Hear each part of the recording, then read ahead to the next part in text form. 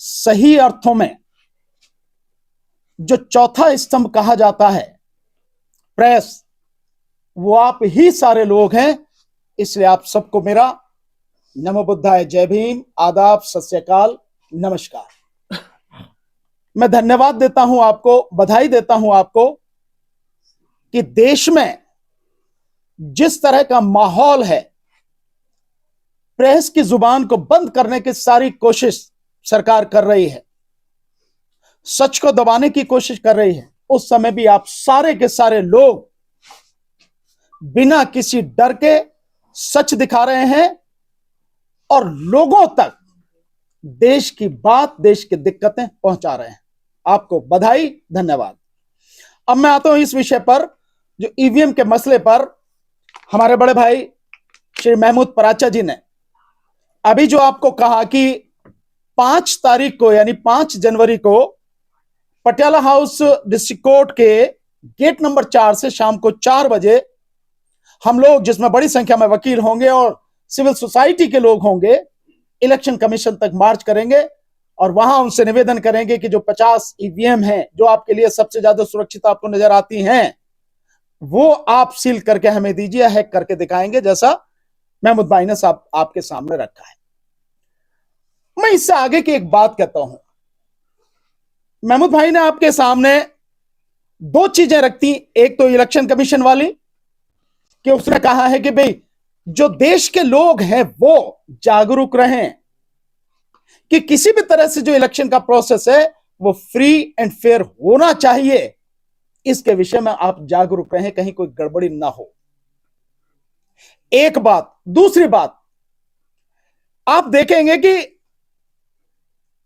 जो citizen commission on elections पे बना है, उसकी अध्यक्षता किसने की है? Justice Madan B Lokur, supreme court के रिटायर्ड जज। 2021 में बना था ये, और 2021 में बनने के बाद अब उसकी रिपोर्ट दी गई है इलेक्शन कमीशन को। और आप देखेंगे कि 1 नहीं, 2 नहीं, 4 नहीं, 10 नहीं, 20 नहीं, 6,500 लोगों ने जो देश के रिटायर्ड सुप्रीम कोर्ट जजेस हैं, हाई कोर्ट जजेस हैं, सीनियर आईएएस ऑफिसर्स हैं, आईपीएस ऑफिसर्स हैं, सेना के वरिष्ठ अधिकारी हैं, पत्रकार हैं, सामाजिक कार्यकर्ता हैं, 6,500 लोगों ने इलेक्शन कमीशन को वो रिपोर्ट दी है और इलेक्शन कमीशन से रिक्वेस्ट की है कि हमें समय दिया जाए, हम इस विषय पर बात करेंगे, ईवीएम से जो चुनाव हो रहा है उसमें इस तरह की ये जो सारी गड़बड़ियां हो रही हैं। बाकायदा रिपोर्ट दी उन्होंने। दे आर नॉट लेमैन, कोई आम आदमी नहीं है। इस देश की देखी जाए तो ब्रेन है, थिंक टैंक है इस देश के, इतने योग्य व्यक्ति हैं। इलेक्शन कमीशन उनको भी समय नहीं दे रहा है। दूसरा, जो इंडिया गठबंधन में 28 पार्टियां हैं, अभी 19 दिसंबर को उनकी इंडिया गठबंधन की मीटिंग हुई और उसमें 28 पार्टियों ने मिलकर बाकायदा एक लेटर लिखा इलेक्शन कमीशन को और यह रिक्वेस्ट की कि जो चुनाव हो रहा है ईवीएम के माध्यम से, उसमें वीवीपैट मशीन में जो पर्ची दिखती है और उसी में रह जाती है, इलेक्शन कमीशन इतना करे कि वो पर्ची जो हकीकत में वोट है, वो पर्ची उस वोटर को मिल जाए और उस वोट को वो एक स्वतंत्र डिब्बे में डाल दे और उसकी गिनती हो। इसमें क्या गलत किया उन्होंने? और इस विषय पर इंडिया गठबंधन 28 पार्टियां, वो पार्टियां, उनमें से कई पार्टियां केंद्र में और राज्यों में सरकार में हुकूमत रही है उनकी, लेकिन इलेक्शन कमीशन की हठ धर्मिता देखिए और देश के संविधान और देश की जनता के प्रति उसका कर्तव्य विहीन होना देखिए कि उन्हें मिलने का समय नहीं दे रहा। 28 पार्टियों को मिलने का समय नहीं दे रहा, उस पर चर्चा करने को तैयार नहीं है। इसके अलावा जो सारी चीज चल रही है, एक चीज जो अभी हमारे बड़े भाई महमूद पराचा जी ने जो उसका जिक्र किया, वो मैं आपको दिखाता हूं और सेम पित्रोदा साहब की ही वो चीज मैं दिखाता हूं। उन्होंने क्या कहा है, अजीत अंजुम साहब ने ये वो लिया है उनका इंटरव्यू, मैंने वहीं से ये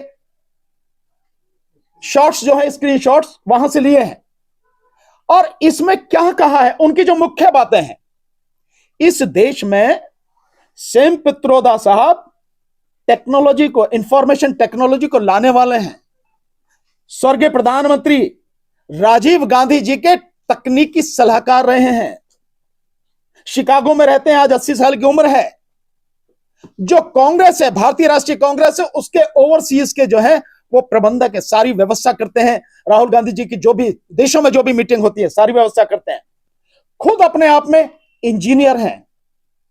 वो कहते हैं कि ईवीएम को अपने हिसाब से कंट्रोल किया जा सकता है, उसमें दखल संभव है। इसके अलावा वो कहते हैं कि राजनीतिक दलों को ईवीएम के खिलाफ आंदोलन चलाना चाहिए। इसके अलावा आगे कहते हैं कि ईवीएम के खिलाफ सड़क पर उतरकर आंदोलन विपक्ष करे।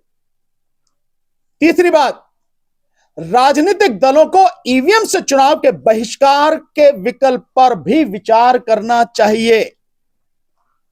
और आगे, मैं जल्द ही तकनीकी विशेषज्ञों के साथ राष्ट्रीय और अंतर्राष्ट्रीय मीडिया के सामने ईवीएम पर प्रेस कॉन्फ्रेंस करने की योजना बना रहा हूं।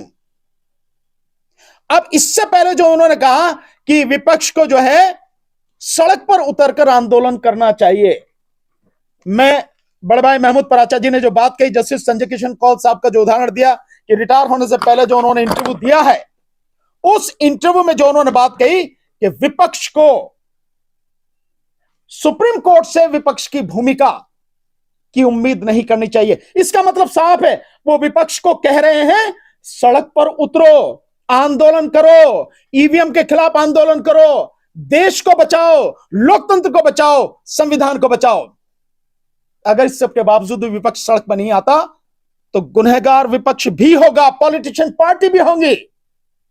लेकिन सिविल सोसाइटी के लोग, जैसे हम लोग लगातार आंदोलन कर रहे हैं, और जैसे हमारे भाई बड़े भाई महमूद पराचा जी आंदोलन कर रहे हैं, आदरणीय डीसी कपिल साहब लगातार आंदोलन कर रहे हैं, बहुत से लोग आंदोलन कर रहे हैं, और सिविल सोसाइटी के जो 6,500 लोग हैं, ब्रिलियंट लोग, सुप्रीम कोर्ट जजेस से लेकर नीचे तक सारे, उन सब ने जो लिख के दिया, मतलब देश की जनता, सिविल सोसाइटी के लोग, पढ़े लिखे अनपढ़, सब ईवीएम के खिलाफ आंदोलन कर रहे हैं। हम लगातार इतने साल से कह रहे थे, किसी को समझ में नहीं आती थी, लेकिन जब 5 राज्यों में चुनाव हुआ और ईवीएम के माध्यम से गड़बड़ी करके जो 3 राज्यों को जीत लिया गया, जिसके विषय में 15,000 कंप्लेंट, मध्य प्रदेश के विषय में 15,000 कंप्लेंट 17 नवंबर को जब चुनाव हुआ था, उसके बाद 3 तारीख को ही सीजीआई साहब के सामने कंप्लेंट कर दी गई, जो नरेंद्र मिश्रा जी हैं उनके माध्यम से, और पिटीशन पड़ी हुई है, कुछ सुनवाई होगी, बाकी होनी, मतलब इतना सारा सब कुछ हो रहा है, फिर भी इलेक्शन कमीशन किसी की बात सुनने को तैयार नहीं है। सरकार फिर भी कुछ सुनने को तैयार नहीं है, ईवीएम से ही चुनाव कराने को बात कर रही है। और सबसे बड़ी जो आगे बात है, बात यह है कि आपने मोदी जी का सुना था, जब इस चुनाव के बाद में अपने गए हैं कार्यकर्ताओं को संबोधित कर रहे हैं, तो क्या कहते हैं, मुझे मोदी जी मत कहो, मोदी कहो। और दूसरी बात जो कहते हैं अपने साथियों से कि इस बार सभी सीटें जीतेंगे, सभी सीटें जीतेंगे। आदमी कितना ही भी बड़ा तुर्रम खां क्यों ना हो, कितना ही भी इस देश की जनता उसको मानती हो, पसंद करती हो, प्यार करती हो, फिर भी सभी सीटें कोई नहीं जीत सकता। लेकिन प्रधानमंत्री मोदी दावा कर रहे हैं। क्यों दावा कर रहे हैं? क्योंकि उन्हें मालूम है ईवीएम उनके हाथ में है, इलेक्शन कमीशन उनकी जेब में है, इसलिए दावा कर रहे हैं। और इसलिए मैं बार बार कहता हूं, मोदी जी इतना भरोसा अगर है आपको, एक बार, केवल एक बार 2024 का ही चुनाव वीवीपैट ईवीएम इनको हटा के बैलेट पेपर से कराओ।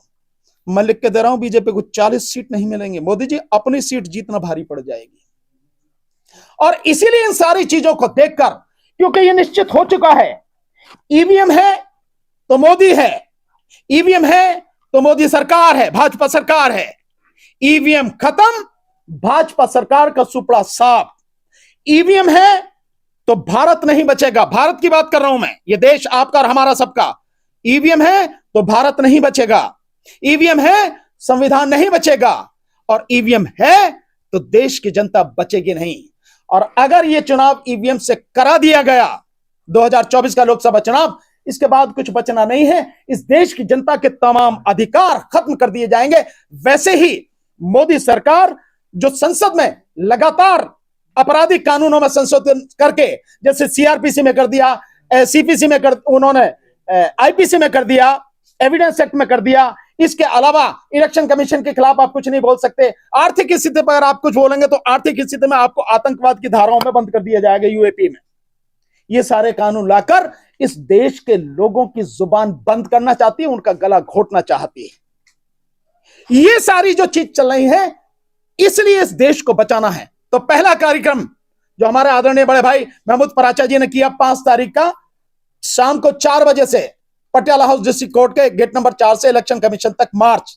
इसके बाद जो देश भर के लोग हैं उन सबका एक जबरदस्त बड़ा प्रोग्राम जंतर मंतर पर 6 तारीख को, अगले ही दिन शनिवार 5 तारीख के बाद 6 तारीख को जंतर मंतर दिल्ली पर 12 बजे प्रोग्राम है। और देश भर के लोगों से बहुत जबरदस्त रेस्पॉन्स है। जो भी साथी हमें देख और सुन रहे हों, उन सबसे एक ही निवेदन है, यह लड़ाई मेरी अकेले की नहीं है, यह लड़ाई महमूद भाई की अकेले की नहीं है, डीसी कपिल साहब की नहीं है, आप में जितने भी साथी हैं आपके अकेले की किसी की नहीं है। यह लड़ाई देश को बचाने की लड़ाई है, आजादी की दूसरी लड़ाई है। मैं बार बार इस बात को कह रहा हूं। इस आजादी की दूसरी लड़ाई में कदम से कदम, कंधे से कंधा मिलाकर अगर हर देशवासी साथ देगा तो भारत बचेगा, अन्यथा आपकी आने वाली पीढ़ियां तबाह हो जाएंगी, आपके बच्चों का भविष्य तबाह हो जाएगा। और इसके बाद इस देश में राजतंत्र स्थापित होगा, और राजतंत्र में राज थानों से चलता, अदालतों से नहीं। तो अदालतों की भी जो भूमिका है या अदालतों का भी जो अस्तित्व है वो भी खतरे में, जो विधायक हैं उनका भी अस्तित्व खतरे में। देश बहुत संकट में है। इसलिए हर किसी से मेरा निवेदन है, हम सारे साथियों को, लोग फोन करते हैं, साथियों फोन न करें, फोन न करें, बल्कि हमारे साथ कंधे से कंधा, कदम से कदम मिलाकर साथ दें। एक आपको बताता हूं लोगों की कैसी मानसिकता है, यह बड़ा जरूरी है। कल मेरे पास मधेपुरा से फोन आया एक सज्जन का, वो कहने लगे आप आंदोलन कर रहे हो, सारी विपक्षी पार्टियां, इनको भी बुलाया है, ये भी साथ में है। मैंने कहा भाई हम तो लेटर लेके जाएंगे उनके पास में, सबसे रिक्वेस्ट करेंगे सब आ जाओ, नहीं आएंगे तो मैं क्या कर सकता हूं, आएंगे तो बहुत ही अच्छा है, कि नहीं उन्हें लेके आओ। भाई प्रयास करेंगे, किसी को जबरदस्ती पकड़ के थोड़ी ला सकते हैं। तो कहने लगे आने की व्यवस्था क्या करी है। मैंने कहा मेरी लड़की की शादी है क्या, भाई मेरी बेटी का ब्याह है क्या, बारातियों को बुलाने के लिए बस भेजूंगा क्या। ये सबकी लड़ाई है। मैं भी अपनी जिंदगी दांव पे लगाकर, महमूद भाई भी अपनी जिंदगी दांव पे लगाकर, कपिल साहब भी अपनी जिंदगी दांव पे लगाकर ये लड़ाई लड़ रहे हैं, लगातार लड़ाई लड़ रहे हैं। सो हमारी नहीं, सबकी जिम्मेदारी है। सब आओ, सब आओगे, सब तभी देश बचेगा।